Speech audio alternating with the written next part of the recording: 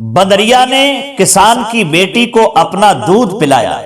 रानी कमलावती की अनोखी दर्द भरी कहानी। नमस्कार दोस्तों, स्वागत है आप सभी दर्शकों का फिर से हमारे YouTube चैनल दर्पण ज्ञान गंगा में। दोस्तों, आज की कहानी इस वीडियो में जो हम आपके लिए लेकर के आए हैं, ये कहानी आपके लिए बेहद प्रेरणादायक और दर्द भरी कहानी है। ये कहानी एक सौतेली मां की है कि किस तरीका से एक सौतेली मां एक बच्ची के लिए ले जाकर के जंगल में फेंक देती है ताकि उसे कोई जंगली जानवर खा जाए और वह मर जाए। लेकिन ईश्वर के लिए कुछ और ही मंजूर होता है। एक बंदरिया उस बच्ची को उठा लेती है और अपना दूध पिलाती है और उसको पालती है। तो दोस्तों, ये कहानी जो है एक बंदरिया और किसान की बेटी की बहुत ही दर्द भरी कहानी है। आपसे निवेदन है कि आप इस कहानी को पूरा ही सुने और वीडियो की समाप्ति होने तक हमारे साथ चैनल पर बने रहें। चलिए दर्शक भाइयों, सीधे कहानी पर ही गौर करते हैं। प्रिय दर्शकों, बहुत समय पहले की बात है। किसी गांव में एक किसान रहता था। उस किसान के शादी को बहुत दिन गुजर गए, लेकिन किसान की पत्नी से कोई संतान पैदा नहीं हुई। तो किसान ने संतान प्राप्ति हेतु दूसरी शादी कर ली, यानी घर में दूसरी पत्नी आ गई। जब किसान की दूसरी पत्नी आती है तो पहले वाली पत्नी जो थी दूसरी पत्नी से ईर्ष्या करने लगी। धीरे धीरे समय व्यतीत हुआ। कुछ समय के बाद में किसान की दूसरी पत्नी के गर्भ से एक पुत्री ने जन्म लिया जो देखने में बेहद सुंदर थी। किसान अपनी जब बेटी को देखता है तो बहुत ही खुश हो जाता है। किसान और उसकी दूसरी पत्नी अपनी बच्ची को पालने लगी और बेहद किसान उस बच्ची से प्रेम करने लगा। लेकिन जो पहली वाली पत्नी थी उसके लिए ये अच्छा नहीं लगता था। क्यों? क्योंकि किसान दूसरी वाली पत्नी से अधिक प्रेम करता था। और जब दूसरी वाली पत्नी के गर्भ से एक बच्ची ने जन्म लिया तो किसान और अत्यधिक दूसरी वाली पत्नी से प्रेम करने लगा, जो कि ये पहली वाली पत्नी को बिल्कुल अच्छा नहीं लगता था। वह किसान की दूसरी पत्नी से पहले ही ईर्ष्या करती थी, लेकिन साथ ही साथ उस बच्ची से भी बहुत ईर्ष्या करने लगी, उसका खून खौलने लगा। वह बच्ची से भी ईर्ष्या करने लगी, उससे जलने लगी। एक दिन जो किसान था अपनी बेटी को गोद में उठाता है और उसे उछाल उछाल करके खिलाने लगा। बच्ची खेलने लगी, मुस्कुराने लगी, और जब बच्ची मुस्कुराती है तो किसान बहुत ही खुश हो जाता है। दोनों पत्नी ने उसका नाम मिलकर के परी रखा था। परी इसलिए रखा था क्योंकि परी से वह बच्ची कम सुंदर नहीं थी। किसान जब अपनी परी के लिए खिलाता है, हंसता है, तो वह पहली वाली पत्नी और ज्यादा जलने लगती है, उसका खून खौलने लगता है। एक दिन पहले वाली पत्नी ने विचार किया, इस बच्ची के ही कारण हमें पति का प्यार नहीं मिल रहा है।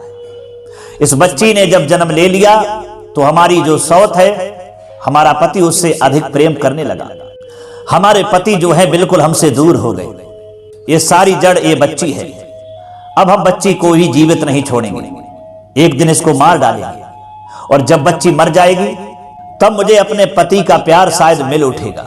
अब दोस्तों, पहली वाली पत्नी जो थी मौका ढूंढने लगी कि किस तरीका से इस बच्ची को उठा करके ले जाएं और मरने के लिए जंगल में फेंक आए।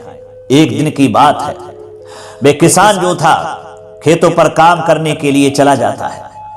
उसकी दूसरी वाली पत्नी जो थी अपने पति किसान के लिए भोजन लेकर के चली जाती है। पहली वाली पत्नी घर पर थी।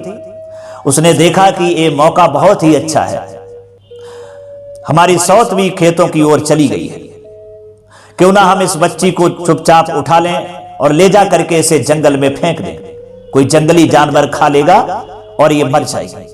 दोस्तों, वह किसान की पहली पत्नी आस्ते से उस बच्ची के पास में जाती है और उसे अपनी गोद में उठा लेती है, अपनी बाहों में लपेट लेती है और साड़ी से ढक लेती है।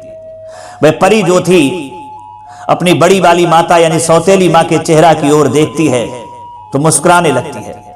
लेकिन उस निर्दयी सौतेली मां के लिए परी की मुस्कान अच्छी नहीं लगी, उस पर दया नहीं आई। अपनी बाहों में समेट करके छिपा करके वह सौतेली मां उस परी के लिए लेकर के खेतों की तरफ चल देती है। सोचती है अगर इस परी का चेहरा किसी ने देख लिया तो ये रहस्य जो है हमारे पति को पता चल जाएगा, इसलिए उस सौतेली माँ ने उस परी का चेहरा भी ढक दिया। फिर विचार किया अगर मैं यहाँ खेतों पर ही इस बच्ची को फेंक करके वापस आती हूं तो शायद इसके लिए कोई बचा लेगा, हमें इस बच्ची को जंगल में ही फेंकना चाहिए। यही सोच करके खेतों से बाहर वह सौतेली माँ किसान की पहली पत्नी जंगल में प्रवेश कर गई। चलते चलते बहुत दूर जंगल में निकल जाती है। एक झाड़ी को देखा और उसी झाड़ी में उस परी को फेंक दिया और चुपचाप वापस भागने लगी। उस परी की तरफ पीछे मुड़ करके नहीं देखा, लेकिन परी जो थी वह रोने लगी। दोस्तों, जिस परी के लिए झाड़ी में फेंका था वह घना जंगल था। जहां तक नजर जाती थी वहां बस पेड़ ही पेड़ दिखाई देते थे। पक्षियों की आवाजें वातावरण में गूंज रही थीं। लेकिन उस औरत के मन में केवल एक ही विचार था, इस बच्ची को हमेशा के लिए खत्म करना। अचानक वह एक सूखी नदी के किनारे रुकी। उसने चारों ओर देखा, वहां कोई नहीं था। दोस्तों, झाड़ियों में सौतेली माँ बच्ची को फेंक करके चली आती है। बच्ची रोने लगती है। उसकी नन्ही बाहें अपनी माँ की खोज कर रही थीं, लेकिन वह निर्दयी औरत बिना पीछे मुड़े तेजी से वहां से भाग निकली। जंगल के जानवरों की आवाजें गूंज रही थीं। परी भूख से बिलख रही थी, घास पर लुढ़क रही थी, लेकिन उसे कोई उठाने वाला नहीं था।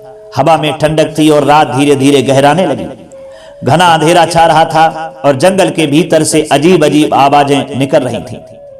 कहीं दूर भेड़िए की डरावनी आवाज सुनाई दी तो कभी किसी जानवर के चलने की सरसराहट। परी डर से कांपने लगी, लेकिन उसे इस बात का एहसास नहीं था कि उसकी अपनी सौतेली माँ ने ही उसे इस नरक में छोड़ दिया है। जंगल में परी भूख प्यास से तड़प रही थी। उसकी नन्ही आंखों में डर समाया हुआ था। घनघोर अंधेरे और ठंडी हवाओं में उसकी चीखें कहीं खो गईं। जब उसकी आंखें थकान से झपकने लगीं, वहां पास के पेड़ पर एक बंदरिया रहती थी। जब बंदरिया ने उसके रोने की आवाज सुनी, बंदरिया का मातृत्व जाग उठा। उसने पेड़ से छलांग लगाकर नीचे आकर परी को अपनी गोद में उठा लिया। परी अब भी हल्के हल्के सिसक रही थी, लेकिन बंदरिया के गर्म स्पर्श ने उसे थोड़ा सुकून दिया। बंदरिया ने इधर उधर देखा, कहीं कोई खतरा तो नहीं। उसने परी को अपने मजबूत और गर्म हाथों से सहलाया और अपने सीने से लगा लिया। बच्ची की भूख को महसूस करते हुए वे तेजी से पास के पेड़ों की ओर बढ़ी। उसने मीठे फल तोड़े और उनका रस परी के ओंठों पर टपकाया। परी ने पहले घबराते हुए ओंठ सिकोड़े, लेकिन फिर वह धीरे धीरे रस चूसने लगी। थोड़ी देर में उसकी आंखें बंद हो गईं और वह बंदरिया की गोद में सो गई। रात गहरी हो चुकी थी। बंदरिया परी को लेकर अपने पेड़ के ऊपर बने घोंसले की ओर बढ़ी। वहां उसके अपने छोटे छोटे बच्चे भी थे। जब वह ऊपर पहुंची तो बाकी बंदरिया ने भी इस नन्ही इंसानी बच्ची को देखने के लिए अपनी जगह से झांकना शुरू किया। कुछ बंदर चिंतित थे, लेकिन बंदरिया के चेहरे पर संकल्प और ममता का भाव था। धीरे धीरे समय बीतता गया। परी अब बंदरिया की गोद में खुद को सुरक्षित महसूस करने लगी। बंदरिया उसे अपने बच्चों की तरह दुलारती और उसे अपनी खून जैसी गर्म बाहों में सुलाती और जंगल के ताजे फल खिलाती। पर अब मुस्कुराने लगी थी। बंदरिया के इशारों को परी समझने लगी थी। वह पेड़ों पर खेलते हुए छोटे बंदरों के साथ हंसने लगी थी। ये अनोखा रिश्ता एक माँ और बच्चे का बन चुका था। एक दिन जब परी खेलने के लिए नीचे उतरी, तभी एक जंगली भेड़िया उसके नजदीक आ गया। वह गुर्राया, उसकी चमकती लाल आंखें परी को घूर रही थीं। परी डरकर चिल्लाने ही वाली थी कि तभी बंदरिया बिजली की गति से पेड़ से कूदी और भेड़िया के सामने आकर खड़ी हो गई। उसकी आंखों में गुस्से की ज्वाला थी। भेड़िया पीछे हटने लगा, लेकिन बंदरिया ने उसे खदेड़ दिया। परी भय से कांप रही थी, लेकिन उसने अपनी मां समान बंदरिया की गोद में खुद को समेट लिया। इस घटना से बंदरिया डर गई थी और उसने अब यह सोच लिया था कि परी को अब किसी सुरक्षित स्थान पर ले जाना होगा, वरना कभी न कभी कोई जंगली जानवर उसे खा जाएंगे। उसी घने जंगल में जहां सूरज की रोशनी मुश्किल से पहुंच पाती थी, वहीं एक कुटिया में एक साधु बाबा तपस्या में लीन रहते थे। भाई योग और ध्यान में इतने डूबे रहते कि बाहरी दुनिया से उनका कोई सरोकार नहीं था। लेकिन एक दिन जब वे भिक्षा मांगने के लिए गए हुए थे, तब जंगल में एक अनोखी घटना घटी। बंदरिया जो परी को अपनी संतान की तरह पाल रही थी, अब उसे और सुरक्षित स्थान पर ले जाने की सोच रही थी।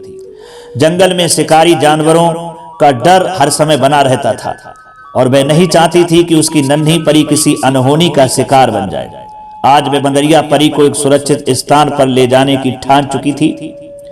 रात के अंधेरे में जब हवाएं सरसराने लगीं, तब बंदरिया ने परी को अपनी गोद में लिया और साधु बाबा की कुटिया की ओर चल पड़ी।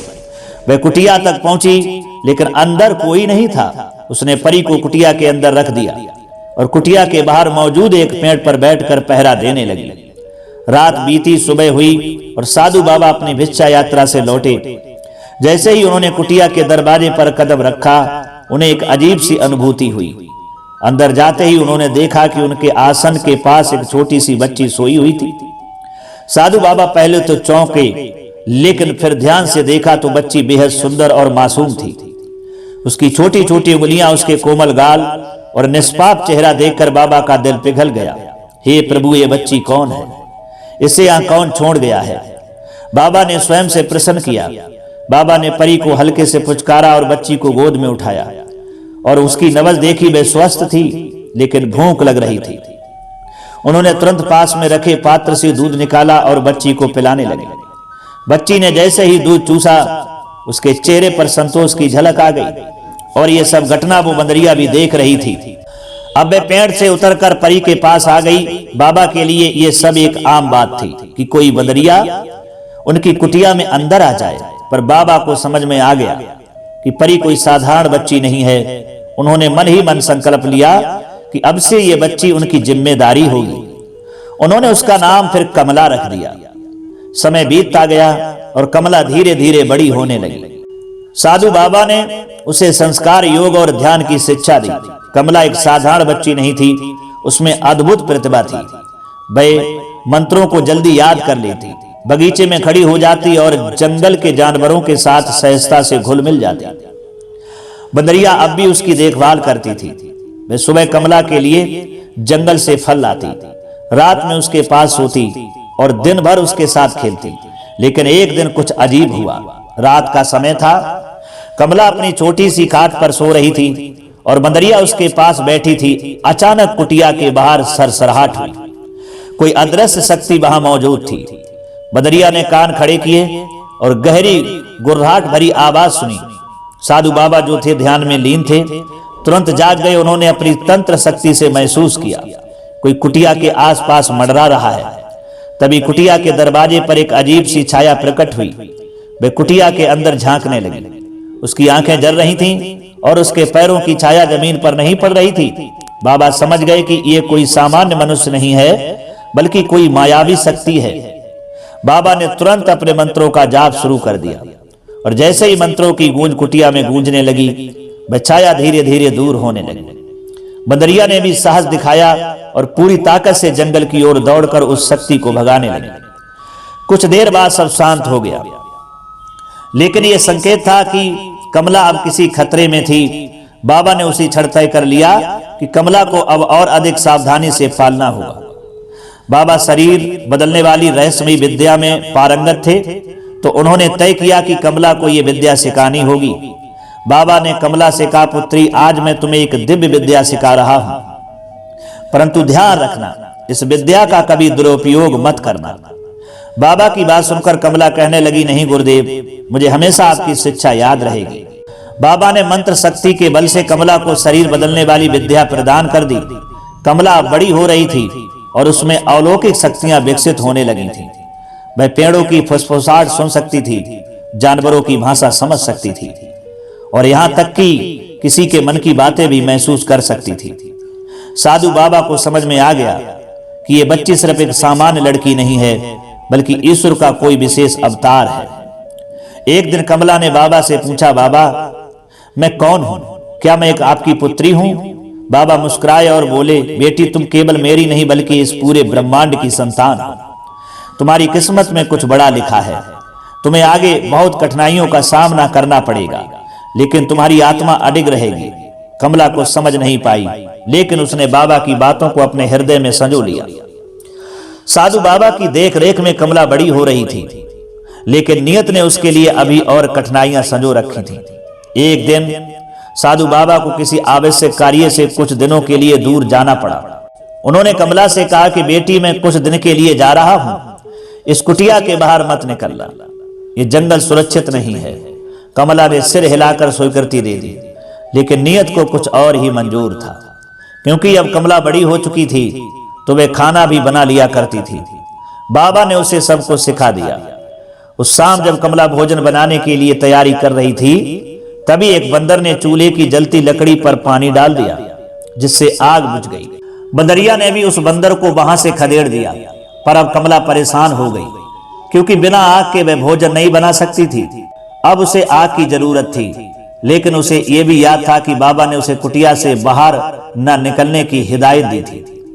पर वह बंदरिया एक मां की तरह कमला की मदद करती थी। यहां भी जब बंदरिया ने कमला को परेशान देखा तो उससे रहा नहीं गया। उसने देखा कि पास की झोपड़ी से धुआं उठ रहा है। उसने तुरंत इशारों में कमला को बताया। कमला ने झिझकते हुए सोचा, बाबा ने कुटिया से बाहर निकलने के लिए मना किया है, पर अगर मैं जल्दी से आग लेकर लौट आऊं तो शायद कोई खतरा ना हो। और यही सोचकर वह धीमे कदमों से उस झोपड़ी की ओर बढ़ने लगी। वह झोपड़ी किसी रहस्यमयी जगह जैसी लग रही थी। कमला ने हिम्मत जुटाकर दरवाजा खटखटाया। अंदर से एक कर्कश आवाज आई, कौन है? जवाब दिया, मां, मेरी चूल्हे की आग बुझ गई है, क्या आप थोड़ी आग दे सकती हैं? कमला ने मासूमियत से पूछा। दरवाजा चरमराता हुआ खुला और अंदर से एक विकृत चेहरा बाहर झांका। झुर्रियों से भरा चेहरा, लाल चमकती आंखें और टेढ़ी मेढ़ी अंगुलियां देख करके कमला का दिल तेजी से धड़कने लगा। ये कोई और नहीं बल्कि एक राक्षसी बुढ़िया थी। बुढ़िया ने अपनी आंखें घुमाई और मन ही मन सोचा, ये लड़की तो बहुत सुंदर और तेजस्वी लगती है, इसे यूं ही जाने देना ठीक नहीं होगा। उसने मीठी आवाज में कहा, आग तो तुम्हें मिल जाएगी बेटी, पर पहले तुम्हें बदले में मेरा थोड़ा काम करना होगा। कमला ने सोचा कि थोड़ा काम करने में कोई हर्ज नहीं है, इसलिए उसने हामी भर दी। बुढ़िया ने उसे अनाज पीसने के लिए एक भारी चक्की दे दी। कमला मेहनत से अनाज पीसने लगी, लेकिन वह चक्की बहुत भारी थी और उसे पीसने में बहुत वक्त लग रहा था। इसी बीच बुढ़िया ने अपने छिपे हुए इरादे जाहिर करने शुरू कर दिए। उसने धीरे से अपने बेटे को पुकारा, जो कि एक भयानक आदमखोर राक्षस था। बुढ़िया मन ही मन बोली, जब तक ये लड़की मेरा सारा काम करेगी, मेरा बेटा आ जाएगा और इसे अपना भोजन बना लेगा। लेकिन कमला को बुढ़िया की हरकतों पर शक हो गया। उसने धीरे से आसपास देखा, महसूस किया कि झोपड़ी के एक कोने में नुकीले पंजों और लाल आंखों वाला एक भयावह परछाई दिख रही है। तभी उसे याद आया कि साधु बाबा ने उसे सिखाया था कि संकट के समय कैसे अपनी आत्मशक्ति का उपयोग करना चाहिए। उसने जल्दी से अपनी बुद्धि से काम लिया और सोचने लगी, अगर मैं भागने की कोशिश करूंगी तो ये बुढ़िया मुझे पकड़ लेगी, मुझे इसे अपनी बातों में उलझाना होगा। कमला ने मीठी आवाज में कहा, बड़ी मां, ये अनाज बहुत ज्यादा है, लेकिन अगर आप मुझे आग देंगी तो मैं आपके लिए और भी बढ़िया काम कर दूंगी। बुढ़िया खुश हो गई, लेकिन उसे विश्वास दिलाने के लिए कमला ने एक और चाल चली। उसने कहा, आप बहुत मेहनत करती होंगी, लेकिन शायद आपके हाथ अब कमजोर हो गए हैं। अगर मैं आपको तेल से मालिश कर दूं तो आपके हाथ फिर से मजबूत हो जाएंगे। बुढ़िया उसकी बातों में आ गई और उसने हाँ कर दिया। कमला ने जल्दी से झोपड़ी में रखा सरसों का तेल उठाया और धीरे धीरे बुढ़िया के हाथों पर लगाने लगी। लेकिन वह ये काम करते हुए मन ही मन सोच रही थी कि कैसे यहां से भागा जाए। तभी उसे झोपड़ी के बाहर पड़े कुछ बाजरे के दाने दिखाई दिए। उसे बाबा की सिखाई हुई एक पुरानी तरकीब याद आ गई, और जब बुढ़िया अपने आलसी स्वभाव के कारण झपकी लेने लगी, कमला ने तुरंत झोपड़ी के बाहर पड़े बाजरे के दानों को अपनी मुट्ठी में उठा लिया और अभिमंत्रित करके उन दानों को धीरे धीरे अपनी मुट्ठी से रास्ते में बिखेरते हुए अपनी कुटिया की ओर भागने लगी। बुढ़िया को जब होश आया तो उसने देखा कि कमला जा चुकी है। वे गुस्से से कांपने लगी और अपने बेटे को आदेश दिया, जाओ उन बाजरों के दाने के पीछे पीछे जाओ, वे तुम्हें उस लड़की तक ले जाएंगे। राक्षस बाजरे के दानों को देखते हुए जंगल की ओर दौड़ पड़ा। कमला अपने जीवन की सबसे तेज दौड़ लगा रही थी, लेकिन अचानक उसका पैर एक जड़ में फंस गया और वे गिर पड़ी। राक्षस तेजी से उसकी ओर बढ़ रहा था। तभी कमला को शरीर बदलने वाली विद्या याद आई। गुरु का स्मरण कर अपना शरीर बदलने लगे। तभी अचानक जंगल में बिजली सी चमकी और साधु बाबा अपने दिव्य रूप में प्रकट हो गए। उन्होंने तेज आवाज में मंत्रों उच्चारण किया, जिससे पूरी झोपड़ी हिलने लगी। राक्षस जोर से चीखा, लेकिन बाबा के मंत्रों की शक्ति से वह वहीं पर जमी दोज हो गया। बुढ़िया ये देखकर वैसे कांपने लगी और बाबा के चरणों में गिर पड़ी। बाबा ने अपनी शक्ति से कमला को उठाया और कहा, बेटी ये दुनिया तुम्हारे लिए कई परीक्षाएं लेगी, लेकिन तुम्हारी बुद्धि और साहस ही तुम्हें सुरक्षित रखेंगे। कमला ने बाबा के चरणों में सिर झुकाया और बोली, बाबा आज आपकी शिक्षा ने मुझे बचा लिया है। बाबा मुस्कुराए और बोले, चलो अब घर चलते हैं, तुम्हारा इंतजार तुम्हारी मां समार बदरिया कर रही होगी। राक्षसी बुढ़िया और उसके भयानक पुत्र से बचने के बाद कमला साधु बाबा के साथ अपनी कुटिया में लौट आती है, लेकिन उसकी किस्मत में अभी और परीक्षाएं बाकी थीं। साधु बाबा ने कमला को समझाया कि अब तुम्हें अपनी तकदीर खुद बनानी होगी। दुनिया बड़ी निर्दयी है, लेकिन तुम्हारी बुद्धि और साहस तुम्हें हर संकट से बचाएगी। कुछ ही दिनों बाद जंगल में एक नई हलचल मची।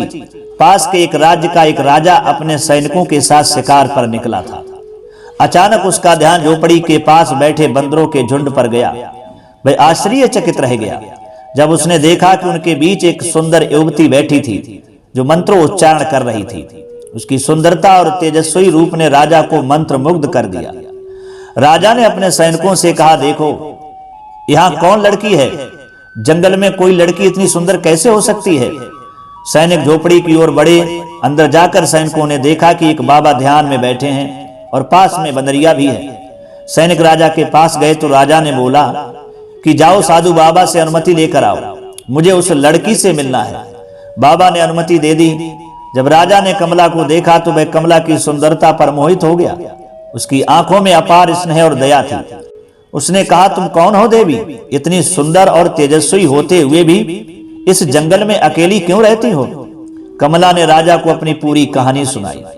कैसे उसकी सौतेली मां ने उसे जंगल में मरने के लिए छोड़ दिया, कैसे एक बंदरिया ने उसे पाला और अपना दूध पिलाया, और कैसे साधु बाबा ने उसे अपनी शरण दी। राजा ये सुनकर बहुत दुखी हुआ। उसने कहा, तुम्हारा जीवन बहुत कठिन रहा, लेकिन अब मैं तुम्हें अपने महल में ले चलूंगा, तुम्हें वहां कोई कष्ट नहीं होगा। साधु बाबा ने राजा की बातों को ध्यान से सुना और कमला से पूछा, बेटी क्या तुम इस राजमहल में जाना चाहती हो? तुम्हें स्वयं निर्णय लेना होगा। कमला कुछ पल के लिए चुप रही। उसे अपने पूरे जीवन की घटनाएं याद आने लगी। मां जैसा प्यार देने वाली बंदरिया, राक्षसी बुढ़िया का भय, साधु बाबा की दी हुई शिक्षा। फिर उसने सिर झुकाकर कहा, अगर ये मेरी नियत है तो मैं इसे स्वीकार करती हूँ। राजा बहुत प्रसन्न हुआ और उसने कमला को आदर पूर्वक अपने रथ में बैठाया। पूरे राज्य में खबर फैल गई कि राजा एक दिव्य सुंदरता वाली युवती को महल ला रहा है। महल पहुंचते ही कमला को पहली बार शाही वैभव देखने को मिला, लेकिन जहां वैभव था वहां ईर्षा भी थी। राजा की पहली रानी इस बात से क्रोधित हो गई कि उसका पति किसी और को महल में लेकर के आया है। दोस्तों, ये तो आप जानते ही हैं कि स्त्री आपके घर में हर चीज बर्दाश्त कर सकती है, आपकी मार पिटाई, आपका दुख देना सब बर्दाश्त कर सकती है, लेकिन स्त्री, उसका पति अगर दूसरी स्त्री को लेकर के आए तो अपनी सौत को कभी बर्दाश्त नहीं कर सकती है। इसलिए जो पहले रानियां थीं वो बहुत ही क्रोध में जल गई। उसने मन ही मन ठान लिया कि वह कमला रानी को किसी भी हाल में स्वीकार नहीं करेगी। राजा की मां जो बहुत समझदार थी, उसने राजा से कहा, बेटा यदि तुम कमला रानी को अपने महल में रखना चाहते हो तो उसे सम्मान और अधिकार देना होगा। बिना विवाह के इसे यहाँ रखना उचित नहीं होगा। राजा ने तुरंत निर्णय लिया और कमला से विवाह का प्रस्ताव रखा। कमला पहले हिचकिचाई, लेकिन जब उसने राजा की सच्चाई और स्नेह देखा तो उसने प्रस्ताव स्वीकार कर लिया। राजा और कमला का विवाह धूमधाम से हुआ। पूरी प्रजा इस अद्भुत मिलन से प्रसन्न थी, लेकिन पहली रानी के मन में जलन की आग जल रही थी। उसने सोचा, अगर कमला रानी यहाँ रही तो राजा मुझे भूल जाएगा, मुझे इसे हटाने के लिए कुछ करना होगा। एक दिन पहली रानी ने कमला रानी को नदी के किनारे बुलाया और मीठे स्वर में कहा, बहन तुम बहुत भाग्यशाली हो कि तुम्हें राजा जैसा पति मिला। चलो हम इस खुशी का जश्न मनाते हैं। क्या तुम्हें पता है पास में एक नदी है जिसमें लोग अपनी सुंदरता देखते हैं? चलो मैं तुम्हें उस नदी पर घुमा के लाती हूँ। कमला सरल हृदय की थी, वह उसकी चाल समझ नहीं पाई और उसके साथ चल दी। जब वह नदी के पास आई और पानी में अपनी सुंदरता देखने के लिए झुकी तो पहली रानी ने मौका देखकर उसे धक्का दे दिया। कमला रानी पानी में गिर जाती है और उसकी चीख जंगल में गूंज उठी, लेकिन नियत ने फिर से उसके लिए कुछ और ही सोचा था। पानी में एक रहस्यमयी शक्ति प्रकट हुई। कमला ने काया पलट विद्या का उपयोग किया और कमला को एक विशाल कमल के फूल में बदल दिया। ये फूल चमकीला और दिव्य था। इसकी रोशनी पूरे जंगल में फैल गई। राजा को जब ये पता चला कि कमला रानी अचानक लापता हो गई है तो वह पागल सा हो गया। वह हर जगह उसे ढूंढने लगा, लेकिन कोई सुराग नहीं मिला। एक दिन राजा उस नदी के पास आया और वहां एक बड़ा कमल देखा जो बाकी फूलों से अलग था। जब उसने उस फूल को छूना चाहा तो उसे हल्की गर्माहट महसूस हुई। राजा की आंखों में आंसू आ गए। उसे ऐसा लग रहा था कि कमला उसके पास ही है। राजा को वह फूल इतना अच्छा लगा कि उसने सैनिकों से कहा कि इस फूल को महल में ले चलो, इसने मेरा मन मोह लिया है। अब राजा को कमला नहीं मिली, पर वह हर दिन उस कमल को देखता। पहली रानी को यह देखकर और भी गुस्सा आया। उसने राजा से कहा, आप इस फूल को इतना महत्व क्यों दे रहे हैं? इसे तोड़कर फेंक देना चाहिए। राजा ने उसकी बात अनसुनी कर दी। लेकिन एक दिन जब राजा महल में नहीं था, पहली रानी ने सैनिकों को आदेश दिया कि कमल को उखाड़कर जला दिया जाए। जैसे ही कमल को जलाने की कोशिश की गई, वहां से एक चमत्कारी रोशनी निकली और कमला पुनः प्रकट हो गई। सभी सैनिक भयभीत हो गए और राजा को सूचना दी। राजा दौड़ कर आया और अपनी आंखों के सामने कमला को पुनर्जीवित देखकर भावुक हो गया। कमला ने पहली रानी की सारी करतूत राजा को बताई। उसने तत्काल अपनी पहली रानी को काल कोठरी में डालने का आदेश दे दिया। राजमहल में कमला की वापसी ने पूरे राज्य को आश्चर्य में डाल दिया। जिसने भी सुना वह अवाक रह गया कि किस तरह पहली रानी ने कमला को मारने की साजिश रची और फिर किस चमत्कार से कमला पुनः जीवित हो गई। लेकिन सच्चाई अभी पूरी तरह से उजागर नहीं हुई थी। राजा अब इस घटना की तहकीकात जानना चाहता था। उसने आदेश दिया कि महल के सभी सेवकों और रानियों को दरबार में उपस्थित किया जाए। जब पहली रानी को काल कोठरी से बाहर लाया गया तो उसके चेहरे पर डर और गिलानी के भाव थे, लेकिन वह अभी भी अपनी चालाकी से बाज नहीं आई। राजा ने गरज कर आवाज में कहा, अब सच बताओ, तुम्हें क्या लगता था कि तुम अपनी साजिशों में सफल हो जाओगी? कमला को मारकर तुम रानी बन जाओगी? पहली रानी ने झूठ बोलने की कोशिश की, लेकिन राजा का गुस्सा देखकर वह कांपने लगी। उसने हाथ जोड़कर कहा, महाराज, मुझसे भूल हो गई है। मैं कमला से ईर्ष्या करने लगी थी, लेकिन ये सब मैंने गुस्से में किया, मुझे क्षमा कर दीजिए। राजा ने क्रोधित होकर के कहा, क्षमा? जब तुमने कमला को नदी में धक्का दिया था तब क्या तुम्हारे मन में क्षमा थी? जब तुमने उसे मरते हुए देखा था तब क्या तुम्हारे मन में दया थी? अब तुम्हारे लिए कोई क्षमा नहीं। राजा ने आदेश दिया कि पहली रानी को हमेशा के लिए अंधेरी काल कोठरी में डाल दिया जाए। इसके बाद राजा ने कमला को अपनी पटरानी घोषित किया और पूरे राज्य में यह घोषणा कर दी, अब कमला रानी ही उसकी वास्तविक पत्नी और राज्य की मुख्य रानी हुई। हालांकि कमला के मन में अब भी एक सवाल बना हुआ था, उसके असली माता पिता कौन थे? क्योंकि उसे तो उसकी सौतेली मां ने जब जंगल में छोड़ा था तब वह नन्ही सी बच्ची थी, उसे कुछ भी याद नहीं था। यह भी नहीं था कि उसके असली माता पिता कौन है। उसे इतना तो याद था कि उसकी सौतेली मां ने उसे जंगल में छोड़ दिया था, लेकिन उसके असली माता पिता का क्या हुआ, ये सवाल कमला को परेशान करने लगा। एक दिन राजा और कमला जंगल में शिकार पर गए। वहां कमला को एक परिचित जगह देखी। वह एक पुराने कुएं के पास पहुंची और उसके मन में कुछ यादें उन्हें आने लगी। उसे याद आया कि यहीं पर उसे उसकी सौतेली मां ने छोड़ा था। राजा ने सैनिकों से कहा कि इस गांव में पता करो कि कोई अपनी खोई हुई बेटी की तलाश में है या नहीं। सैनिक गांव में गए और पता करने लगे। उसी गांव में एक वृद्ध किसान और उसकी पत्नी रहते थे, जो बरसों से अपनी खोई हुई बेटी को ढूंढ रहे थे। जब सैनिकों ने उनसे पूछा तो किसान ने कहा, हमारी बेटी बहुत छोटी थी। उसी गांव में एक वृद्ध किसान और उसकी पत्नी रहते थे, जो बरसों से अपनी खोई हुई बेटी को ढूंढ रहे थे। जब सैनिकों ने उनसे पूछा तो किसान ने कहा, हमारी बेटी बहुत छोटी थी। जब मेरी पहली पत्नी ने उसे कहीं फेंक दिया, हमने उसे बहुत खोजा, लेकिन वहां नहीं मिली। जब सैनिकों ने कमला की पहचान बताई तो किसान और उसकी पत्नी की आंखों में आंसू बहने लगे। वे तुरंत महल पहुंचे।